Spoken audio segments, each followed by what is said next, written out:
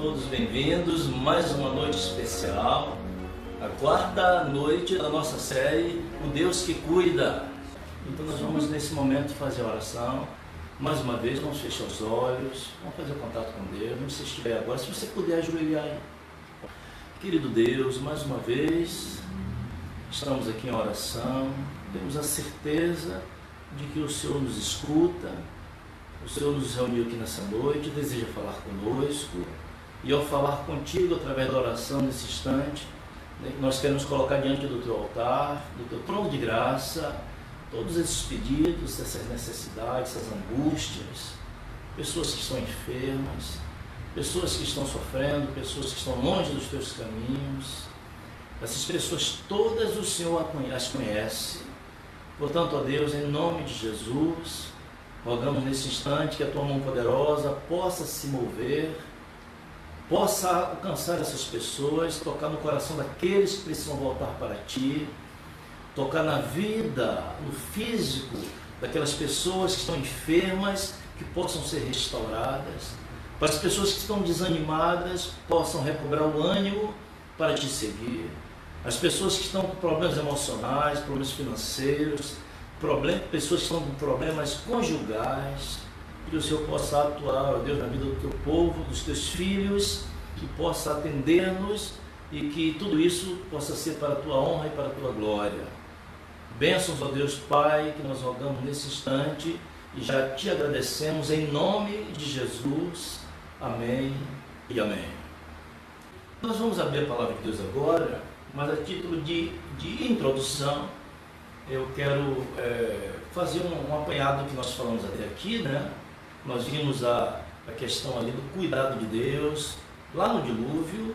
Deus cuidou do seu povo ali no dilúvio, mostrou todo o seu cuidado, toda a sua competência para cuidar e para salvar. Assim também, depois que o povo se estabeleceu novamente na terra, tudo recomeçou. E depois o povo de Deus foi parar lá no Egito, ficou 400 anos, Deus resolveu no momento certo, de acordo com o relógio de Deus, que as coisas só funcionam assim, de acordo com o relógio dele, não o nosso, né?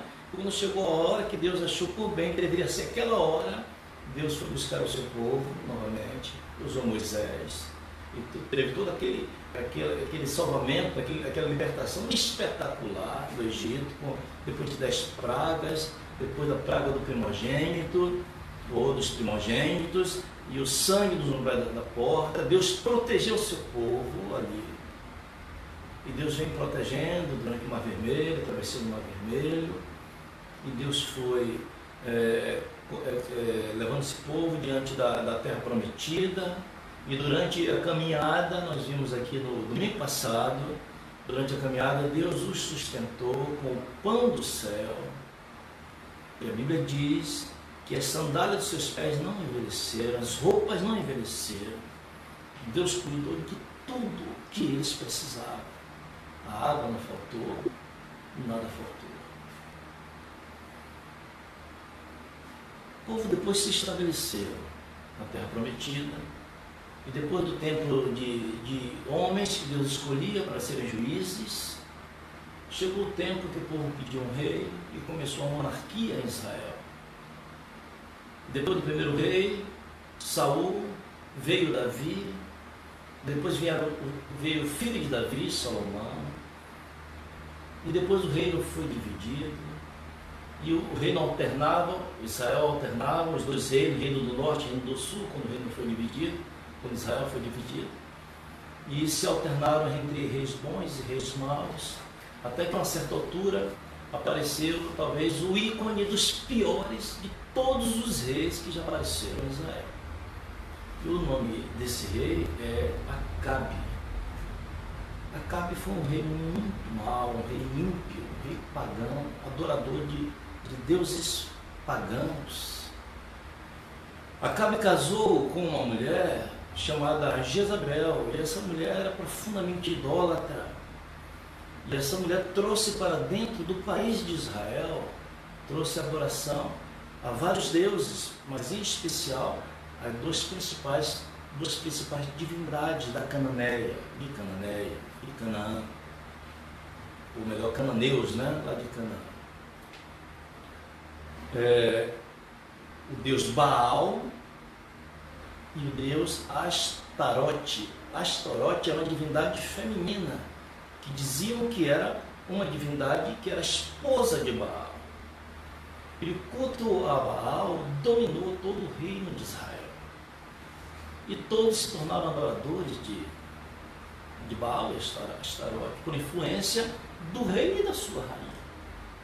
E quando o povo de Deus estava em total apostasia, Deus mostrou o seu cuidado pelo seu povo. Deus chamou um homem. Eu queria convidar você agora a abrir a palavra de Deus. Esse momento especial, vamos ler a Bíblia. No capítulo 17. O livro é 1 Reis. O capítulo é o 17. Nós vamos ler a partir do versículo 1.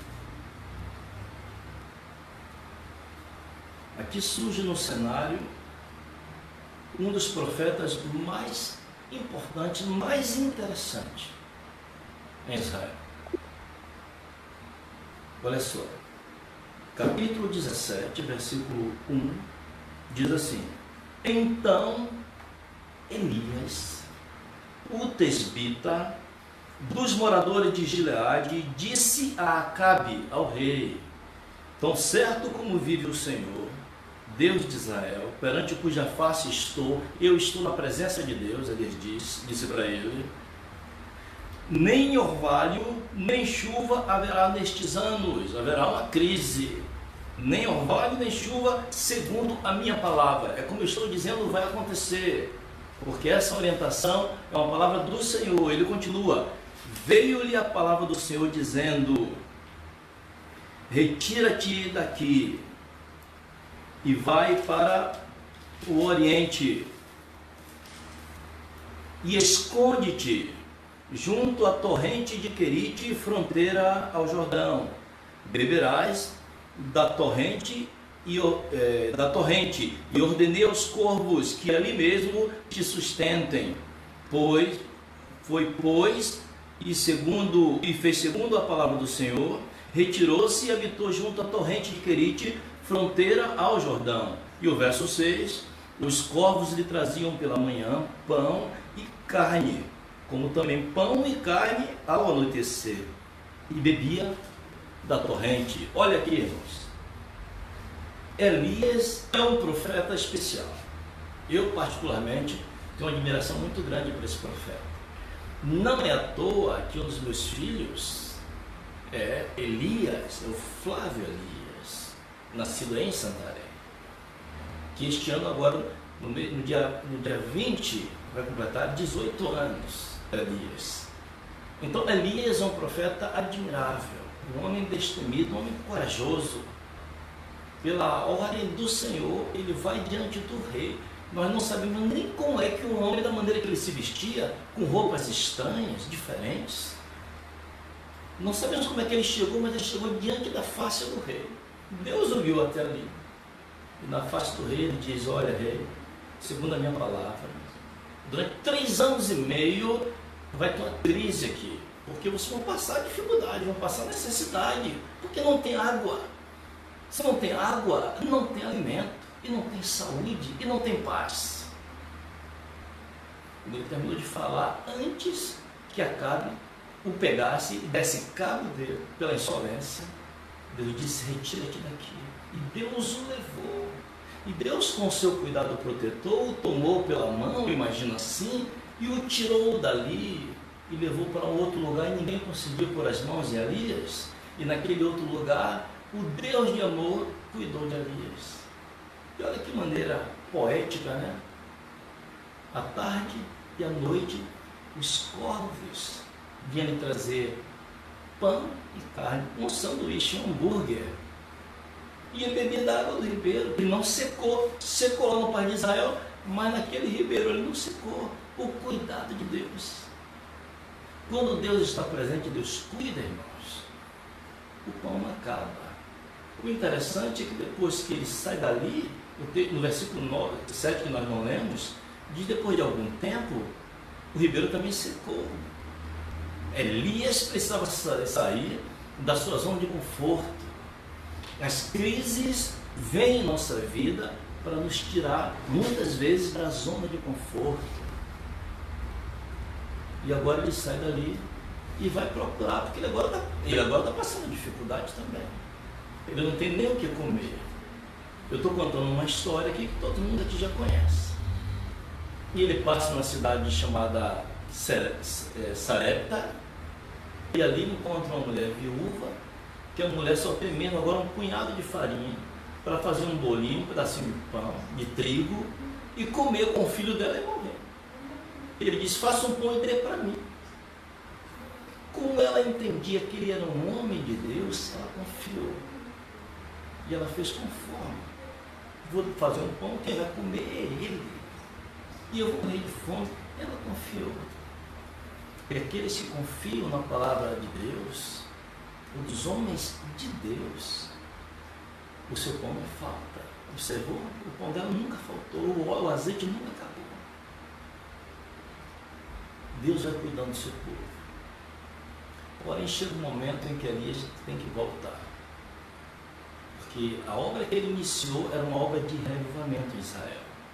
Ele já tinha alertado e mostrado o poder do verdadeiro Deus a Acabe. E agora ele volta para Israel, encontra com o rei Acabe, e eu acho muito interessante o diálogo quando eles se encontram, porque Acabe chega e diz assim: finalmente eu te encontrei. Acabe ficou 3 anos e meio procurando Elias. E Elias ali, protegido por Deus, escondido, e Acabe não conseguia encontrar. Deus estava com as mãos sobre Elias. E quando ele encontra, ele diz: finalmente eu te encontrei, seu perturbador de Israel. É assim que Acabe fala para Elias. E Elias diz para ele: não, o perturbador de Israel não sou eu. O perturbador de Israel é você e toda a sua família, a casa do seu pai. Esses que são os perturbadores de Israel, porque vocês trouxeram a idolatria para dentro de Israel. Vocês desviaram o povo de Deus de segui-lo, de andar com ele. E ele me chamou para te provar quem que vai ser o verdadeiro Deus. Essa questão de faltar água é só o primeiro sinal. Mas eu quero fazer um desafio a você. Nós vamos subir lá no Monte Carmelo, e lá nós vamos mostrar, nós vamos provar quem é o verdadeiro Deus, se é o Deus que eu sigo ou é Baal. Volto a dizer, nós estamos aqui apenas recapitulando uma história que vocês já conhecem, né? Estamos só recapitulando para nós chegarmos no âmago da mensagem de Deus para mim e você nessa noite. É só o plano de fundo, né? Ok, agora Acabe aceita o desafio e eles vão para o Monte Carmelo, que na verdade não era exatamente um monte, era uma cadeia de montanhas, né? Chamada Carmelo. Agora tinha um local central que terminava ficando como se fosse ali um estádio, como se fosse um estádio. Então ali embaixo está o campo, era uma montanha que era chamada do Carmelo, e ao redor havia cadeias de montanhas próximas. Então o povo se aglomerava nas montanhas maiores, e de lá de cima dá para ver o espetáculo, né? Entre aspas, do que acontecia ali no Monte Carmelo. E Elias desafiou. Ele disse: eu estou aqui só, o único profeta de Deus. O interessante é que o nome Elias, ele significa Jeová ou Yahweh é o meu Deus. O Senhor, Jeová, Yahweh, Yavé, Javé, como você queira chamar, que na verdade aparece lá somente 4 vogais, né? E, o tetragrama, né, aparece ali. Então tem várias traduções desse nome. A mais comum aqui no Brasil é Jeová, mas eu prefiro mais interessante é Yahweh, né, como eu dito assim. Então Elias é Yahweh, é o meu Deus. É por isso que quando Jesus está na cruz, você lembra daquele episódio, Jesus na cruz, e de repente Jesus grita: Eli, Eli, lama sabachthani. Lembra dessa expressão? E as pessoas estão ali embaixo e dizem: vejam que ele clama por Elias, porque na verdade Jesus estava dizendo: Elias, Elias. Ele está dizendo: meu Deus, Jeová, meu Deus, Yahweh, Yahweh, meu Deus. Jesus falando. Como a tradução no hebraico seria Elias, vejam que ele clama por Elias, era o nome de Elias. E ali está aquele homem, Jeová é o meu Deus, Yahvé é o meu Deus. E para enfrentá-lo, 400 profetas de Baal, 450 profetas de Baal e 400 profetas de Asherá. 850 profetas contra um único homem.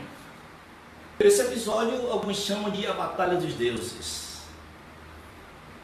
Elias ali faz o combinado, cada um deles deverá erigir o seu altar, e cada um deles vai colocar ali um animal para servir de sacrifício. Só que eles não deveriam acender o fogo de sacrifício. Quem deveria acender o fogo de sacrifício seria o Deus verdadeiro. E Elias disse: como vocês são muitos, vocês começam. E eles tentaram, passaram o dia todo, passaram muitas horas, eles dançaram, eles pularam, eles se cortaram, eles gritaram, eles espernearam, ajoelharam, eles fizeram de tudo. Mas o céu parecia totalmente mudo. E estava mudo, não havia respostas. Mas depois que eles desistiram, chegou a vez agora de Elias. E a Bíblia diz que Elias foi e restaurou o altar de Deus que estava no monte. Havia um altar de Deus que estava destruído pela adoração a Baal. E ele foi e restaurou o altar. Veja só essa expressão, restaurar o altar. Essa quarentena, irmãos, é uma grande oportunidade de restaurarmos o altar da família. Vamos continuar. Restaurou o altar e ele colocou o sacrifício, colocou a lenha. Claro, o altar de pedras, né? Arrumou as pedras, restaurou, colocou a lenha, colocou o animal, e depois ele pegou uma grande quantidade de água, cavou um fosso ao redor, jogou água em cima da oferta, jogou água em cima da lenha. Aqui nós sabemos que para acender qualquer fogueira com água é difícil, ele jogou água, para não restar dúvidas. E depois ele ajoelha e clama e diz: Jeová, meu Deus, Yahvé, meu Deus. Nesse instante, esse povo todo está aqui para saber, deseja entender qual é o Deus verdadeiro. Responde com fogo a oração do teu filho e diga para esse povo que somente tu és Deus. E quando Elias termina a oração, a Bíblia diz que desce fogo do céu e queima o sacrifício, queima as pedras, lambe toda aquela água. E o barulho é tão grande, a fumaça que sobe é tão impressionante, que todo aquele povo que está nas montanhas, está observando, cai ajoelhado. E eles clamam: somente Yahvé é Deus. E ali começa uma grande restauração na adoração. Porque Elias ordena que todos os profetas de Baal sejam destruídos. E o povo obedece diante dos olhos do rei. O rei está com os olhos arregalados. O poder de Yahvé toca no coração de Acabe. Ele fica impotente diante da demonstração de tal poder. Não tem dúvidas de qual Deus verdadeiro. E agora Acabe volta para casa. E Elias, mais empolgado ainda, ele vem correndo na frente da carruagem. Elias sabe que um grande avivamento está a caminho. Ele sabe que este é o momento do povo de Deus se libertar da idolatria. Acabe entra na cidade, Samaria. Vai direto para o seu palácio. Elias fica do lado de fora. Acabe entra no palácio. E lá ele se encontra com a esposa de Jezabel. E ele chega impressionado, ofegante, assustado ainda. Ela diz o que aconteceu, ele diz: você não sabe o que foi que houve. Houve uma manifestação impressionante de Deus. Deus respondeu com fogo. Yahvé, não foi Baal. Baal foi impotente diante de Deus. E o que fizeram os profetas? Todos foram mortos. Todos. E quem fez isso? Elias, o representante de Deus. Veja só uma coisa interessante. Acabe, ele participou. Ele viu o que estava acontecendo. Acabe experimentou o poder de Deus. E Jezabel não. Alguém disse para Jezabel. Ela não experimentou. A experiência de alguém que teve um contato com Jesus tem mais valor do que 1000 palavras. Ela não viu nada, portanto ela não sentia nada. Ela disse: é fake news, eu não acredito nisso, vocês foram todos enganados. E o grande culpado disso aí é Elias, aquele falsário, aquele mentiroso. Eu vou mostrar para ele uma coisa. Chame o mensageiro aí. Entrou o mensageiro, procure Elias onde ele estiver e diga para ele que amanhã, essas horas, eu vou fazer com ele a mesma coisa que ele fez com os meus profetas. E o mensageiro saiu. E o mensageiro encontrou Elias, talvez deitado ali com a sua capa. Era um homem simples, um profeta. E ele com a sua capa enrolado, quem sabe ali próximo da porta do portão da cidade. Elias, quem sabe até acordou ele com um chute. Elias, tem uma mensagem da rainha para você. E ele se colocou em pé. E ele disse: a mensagem, ela vai te matar. A Bíblia diz que Elias, o homem que enfrentou 850 profetas de Baal, fugiu. E ele procurou correr o máximo que podia. E aqui a gente começa a adentrar na mensagem de Deus para mim e você nessa noite. Elias, o homem que viu o poder de Deus se manifestar de maneira espetacular. Irmãos, eu queria estar lá naquele dia. Eu queria ver aquela cena. Imagine você sozinho numa situação daquela. 850 profetas disputando com você, com torcida. Você vai sozinho, erige um altar. Deus responde com fogo. Deus valoriza o seu ministério daquela maneira. Ele estava em um poder muito alto, irmãos. Ele chegou no auge da sua vida espiritual, como ministro de Deus, como homem de Deus, como profeta de Deus. Não era um profeta falso. O que ele dizia estava se cumprindo, estava ali, diante dos olhos de todo mundo. Saiu em rede nacional, foi transmitido numa live, todo mundo viu, a cidade toda viu. Era o poder de Deus de forma inequívoca. Agora, aqueles que zombavam dele, inclusive o próprio rei, sabiam que ele era o único representante do Deus verdadeiro que estava ali. Mas no momento que Jezabel fala com ele, Elias foge. Irmãos, por que Elias fugiu? Vamos ler um outro texto da Bíblia aqui, onde a gente responde essa pergunta. 1 Reis ainda, nós lemos o capítulo 17, vamos ler o capítulo 19.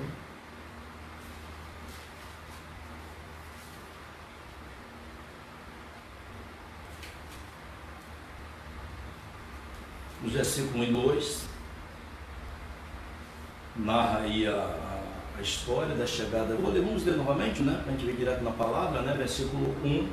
Acabe, capítulo 19, 1 Reis 19, versículo 1. Acabe fez saber a Jezabel tudo quanto Elias havia feito e como matara os profetas, todos os profetas à espada. Então Jezabel mandou o mensageiro Elias a dizer-lhe: façam-me os deuses como lhe aprouver. Se amanhã, a estas horas, não fizer eu a tua vida, como fizeste a cada um deles. E o verso 3, temendo, pois, Elias, Temendo Elias, levantou-se e para salvar sua vida se foi. E chegou a Berseba, que pertence a Judá, ali deixou o seu moço. Verso 4. Ele mesmo, porém, se foi ao deserto, caminho de um dia, e veio e se assentou debaixo de um zimbro, pediu a si a morte, e disse: basta, toma agora, Senhor, a minha alma, pois não sou melhor do que os meus pais. Existem alguns que nesse instante arriscam dizer que Elias ele estava em um processo de depressão, um processo de patologia, de que ele estava doente. Mas aqui eu estou falando de doença psicológica. O que aconteceu com Elias não é questão psicológica, ele passar por uma terapia ou uma medicação. Não é isso que acontecia com Elias. Não foi isso que aconteceu com ele. O que aconteceu com o grande profeta de Deus? Irmãos, Elias, ele havia apostado muito no milagre do Carmelo. Ele colocou todas as suas fichas ali. Depois da demonstração daquela de poder de Deus, ele imaginava que não haveria mais páreo, não haveria mais oposição, não tinha mais como ter. Depois que Deus se revelou de forma visível, todos viram. Quem iria agora duvidar que só existia um Deus verdadeiro e que era o seu profeta? Ele imaginava que Jezabel não teria mais nenhum tipo de poder, nem influência sobre a mente de Acabe e do povo. Era isso que ele imaginava. Ele imaginava que agora ele receberia ordem para continuar o reavivamento que hora começava. Era agora levar até o final. Era isso que ele imaginava. Porém, quando Jezabel se levanta e mostra outra vez o seu poder, a sua força, a sua coragem, a sua ousadia contra Deus, ele se decepciona, ele fica desiludido. Ele pensava que iria se seguir um grande revivamento, mas não foi o que ele imaginava. Não aconteceu, pelo menos não da maneira que ele gostaria.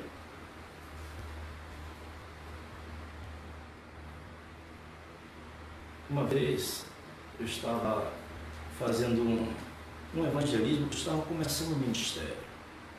Eu estava na cidade de Belém do Pará. O ano era 98, 22 anos atrás. E fazíamos uma série de evangelismo ali, com alguns jovens que me acompanhavam ali. Era uma comunidade chamada Pau d'Arco, e nós alugamos ali um salãozinho de encontro da comunidade, e todas as noites, durante 30 noites, nós passamos filmes, ensinamos músicas, nós líamos a Bíblia, dávamos estudos bíblicos, visitávamos essas pessoas, mostrávamos Deus da Bíblia. Muitas pessoas ficaram muito interessadas. Muitos ali durante aquelas noites entregaram o coração a Deus. Muitos desejavam ser batizados.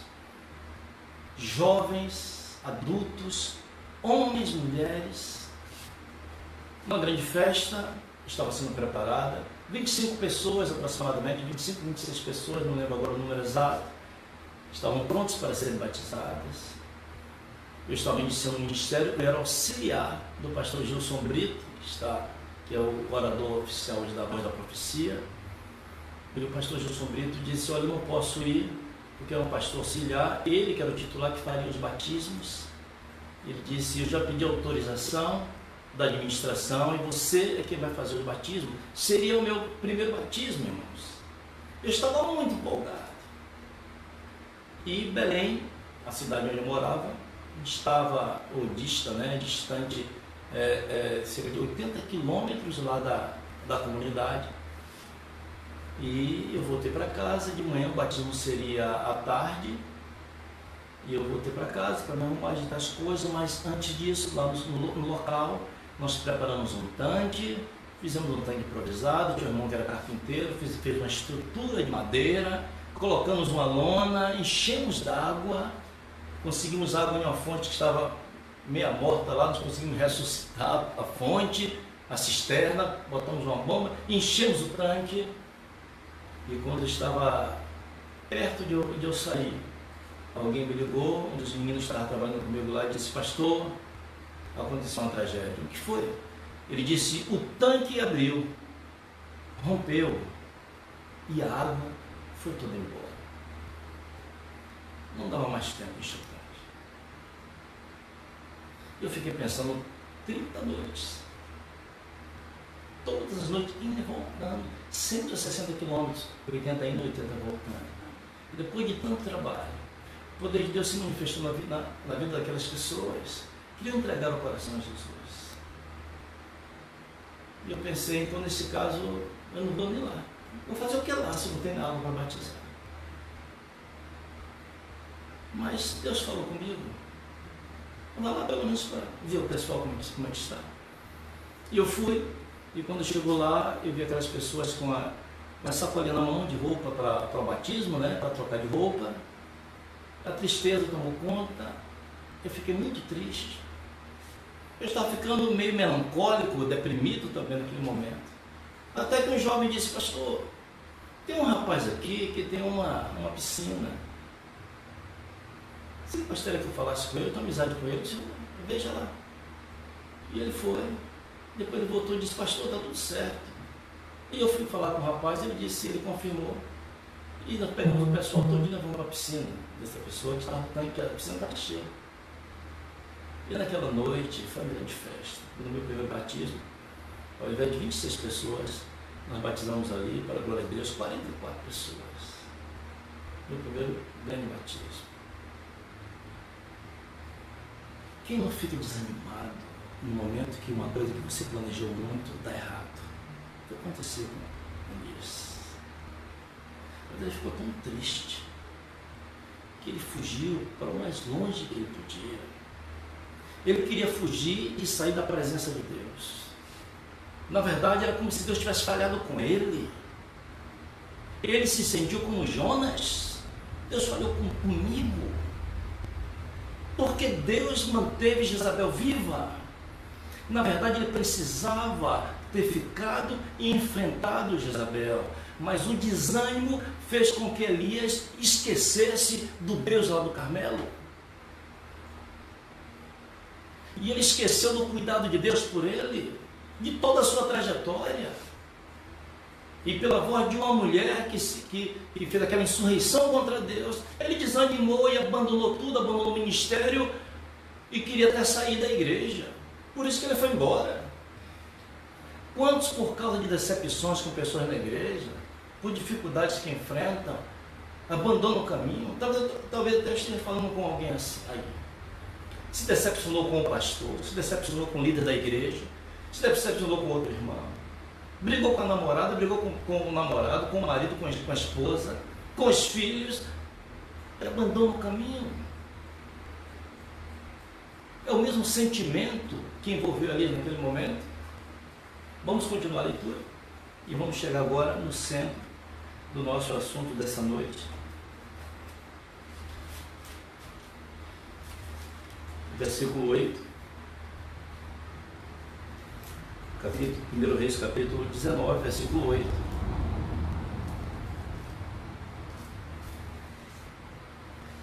Levantou-se, diz aqui na minha versão aqui, levantou-se, pois comeu e bebeu, e com a força daquela comida caminhou, já viu aí? 40 dias e 40 noites caminhando. Veja como esse homem estava desanimado para fugir de Deus. 40 dias e 40 noites, e foi até Horebe, o monte de Deus. Sabe que monte é esse aqui? Esse aqui é o Monte Sinai. Ele saiu da Samaria e foi parar no Monte Sinai. Veja o quanto esse homem andou e correu para estar longe de Deus, para fugir da presença de Deus, por conta do desânimo, por conta da decepção. Continua, verso 19: Ali entrou numa caverna onde passou a noite. Ele fugiu de Deus. Ele queria ir o mais longe possível da presença de Deus, o máximo que ele podia. Mas Deus vem atrás de Elias. Deus maravilhoso.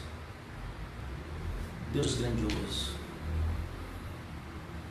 Ele não desiste. Já viu aquela música?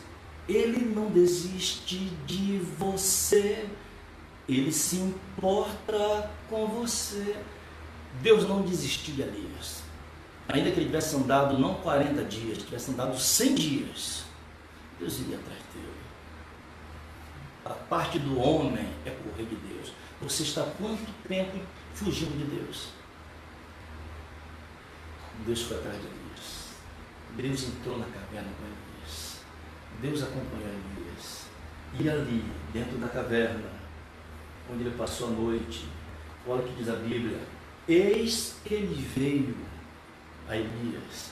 Eis que ele veio a palavra do Senhor e lhe disse: que fazes aqui, Elias?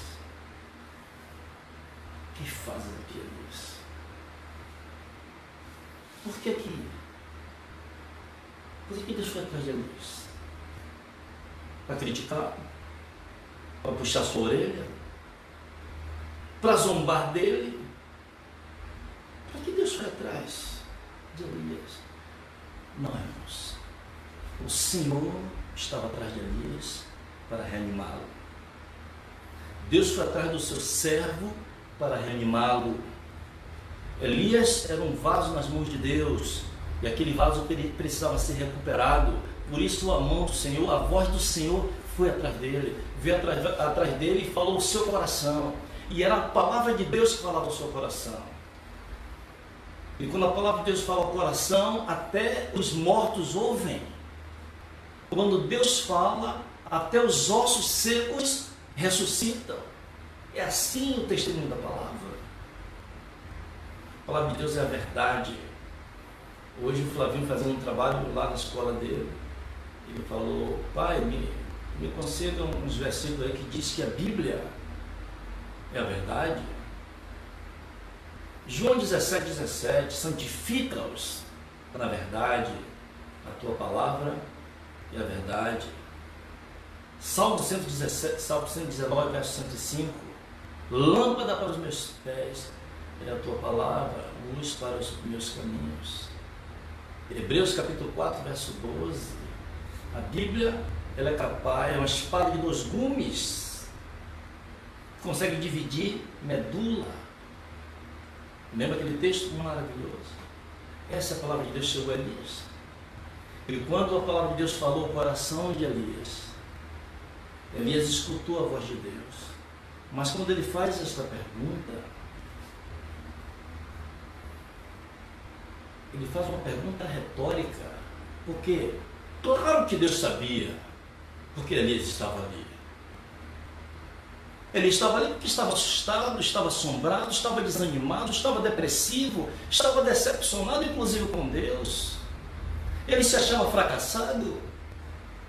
E foi tudo isso que o colocou ali dentro daquela caverna. Ele estava ali escondido na caverna.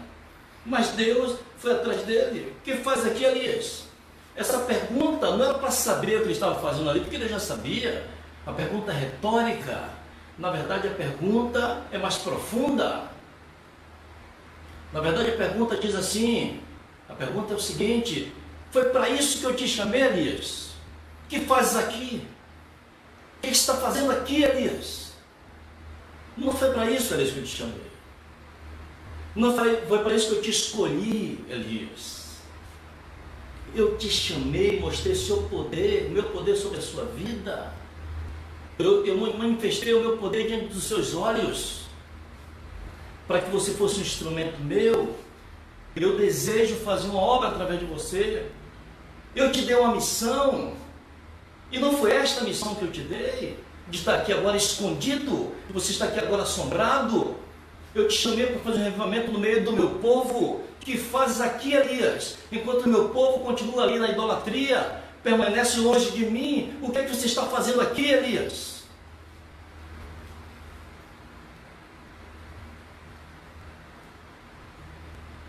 No livro de Malaquias, eu queria que você abrisse o texto da Bíblia agora, para a gente ver essa passagem.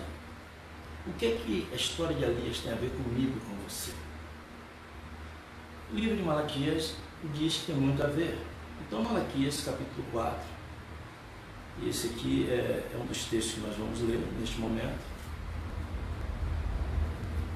Malaquias 4.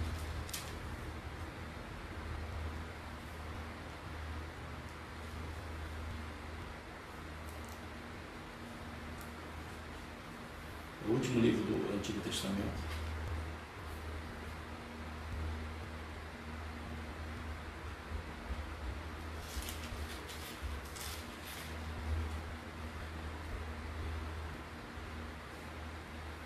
Malaquias 4, verso 5 diz assim: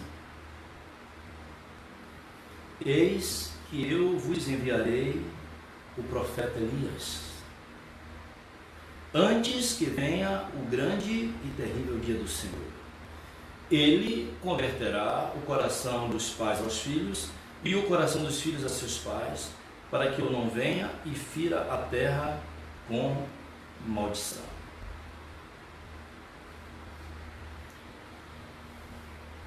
A Bíblia mostra que no final dos tempos, antes que venha o grande e terrível dia do Senhor, antes da volta de Jesus, Deus diz assim: eis que enviarei Elias. Ou seja, Deus vai despertar um profeta ou profetas com o mesmo coração e com a mesma missão de Elias. E esse Elias de que fala a Bíblia, você e eu, somos nós. Nós somos chamados para fazer um grande reavivamento no meio do povo de Deus, nesse momento, nessa hora difícil da história da humanidade. Nesse contexto social que nós vivemos, talvez nós sejamos a pior geração de seres humanos que já pisaram no planeta. Essa geração que está por aqui, da qual nós fazemos parte.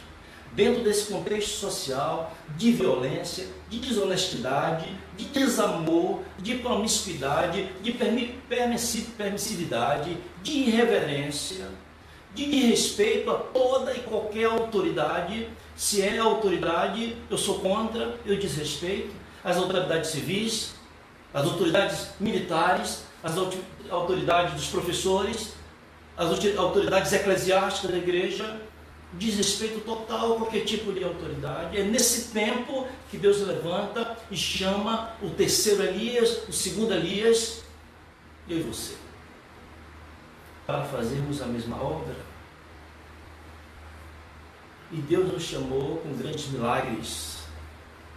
Deus chamou a mim e a você para sermos Elias nesse tempo, e milagres Ele tem operado na minha vida e na sua vida, para demonstrar o seu poder, para nos mostrar o seu chamado, para confirmar o seu chamado. Mas o que está acontecendo com Elias? O que está acontecendo com você, Elias? Você está acomodado? Você está assustado? Você está com medo de se queimar? Você agora é politicamente correto? Você não fala de Jesus para as pessoas porque as pessoas não querem ouvir e é chato. Então você é politicamente correto, você não quer incomodar. Você ficou acomodado, com medo, como eu disse, de se queimar. Você não consegue mais discernir a verdade do erro. O que está acontecendo com Elias? O que está acontecendo com você? Talvez até aqui você está pensando que quando eu digo que você está com Elias, escondido numa caverna, talvez você esteja relacionando ao fato do que eu estou me referindo agora ao confinamento. Elias, em vez de estar na igreja, está escondido em casa. Não é sobre isso que eu estou falando, não. Porque o seu lugar não é uma caverna, o seu lar não é uma caverna. A sua casa não é um esconderijo onde você está com medo. O seu lar é um lugar de paz. O seu lar é a sua fortaleza. não é um esconderijo. O seu lar não é uma caverna. Não relaciona uma coisa com a outra. Porém, mesmo dentro do seu lar, o lugar onde Deus nesses dias escolheu para revelar o seu poder a você, dentro da estrutura da sua família. E Deus está se revelando a mim e a você. Dentro deste lar, mesmo assim, recluso no seio da sua família, mesmo assim nós podemos passar por momentos de decepção, de desânimo, porque nossos problemas, antes de entrar no confinamento, se tornam fantasmas que vêm atrás de nós. Às vezes estamos em casa, com os filhos, com os irmãos, com a esposa, com os pais, mas os fantasmas vêm atrás de nós. E mesmo dentro de casa nós somos empurrados ou empurrados para uma caverna. A caverna do desânimo, a caverna da tristeza, a caverna da incredulidade. Nós somos arrastados para fugir para cavernas por conta de problemas financeiros, problemas familiares, problemas de saúde, e adentramos tantas vezes essas cavernas e temos dificuldade de sair e nos acostumamos com ela. Talvez você está aí recluso, mas está dentro de uma caverna e Deus se mostra a você e você não consegue perceber. Talvez você entenda que o seu problema é muito maior do que o seu Deus, como Elias pensou. E é exatamente, irmãos, nesse instante, nessa noite, que a palavra do Senhor vem até você agora, onde você está, dentro da sua caverna. Esses dias eu falei com pessoas, disseram: pastor, eu estou sem vontade de ir para a igreja. Mesmo antes, está sendo até uma desculpa para mim. Porque se tivesse a igreja aberta eu não iria. Porque eu estou desanimado, eu estou depressivo, eu estou andando por efeito de medicamentos, estou dentro de uma caverna. Deixa eu dizer uma coisa para você. Só o Deus de Elias pode tirar você dessa caverna. Ninguém mais. Só o Deus de Elias pode nos tirar das cavernas que nos aprisionam, que nos paralisam. Nessa noite, a palavra de Deus vem até você e te pergunta: o que fazes aqui, Elias? Você esqueceu o meu cuidado? Você esqueceu o cuidado que eu tenho por você? Como eu te chamei? Você se lembra dos primeiros dias? Você se lembra do primeiro amor? Se lembra do desejo que você tinha de falar de Jesus para as pessoas? O que aconteceu com você, Elias? Você entrou na caverna e não consegue mais sair? Nessa noite a palavra do Senhor vem até você e diz: Elias, Elias, Elias, sai da caverna. Eu tenho uma obra para fazer através de você. Eu quero continuar a atuar através de você, Elias. Eu tenho grandes coisas para fazer através de você. Eu te chamei para fazer um grande revivamento. Eu te chamei, Elias, para preparar um povo para se encontrar com o seu Deus. O que é que você está fazendo aí, Elias? É hora, Elias, de sair da caverna. Se liberta, Elias, desse excesso de amor próprio. Você só pensa em você, Elias. Você fica dizendo o tempo todo para você: coitadinho de mim. Ninguém liga para mim. Esquece de você, Elias. Jesus disse: se você quer ser meu discípulo, quer vir após mim, assim mesmo se negue, Elias. É salvando a vida de outras pessoas que nós poderemos salvar nossas próprias almas, irmãos. É quando nos interessamos pelas outras pessoas, que colocamos nosso coração no cuidado de outras pessoas, esquecemos de nós mesmos. Aí sim Deus vai poder nos ajudar, vai poder nos usar. Mas quando focamos apenas em nós mesmos, olhamos apenas para os nossos próprios umbigos, aí nós adoecemos. Porque nós queremos que as pessoas cuidem de nós, quando na verdade nós deveríamos cuidar das pessoas que estão ao nosso redor. Enquanto você está aí na caverna, Elias, adormecido na caverna, Pessoas ao seu redor, talvez dentro do seio da sua família, estão sofrendo, estão morrendo sem Deus. E você está fazendo o quê? Você está dizendo, coitadinho de mim.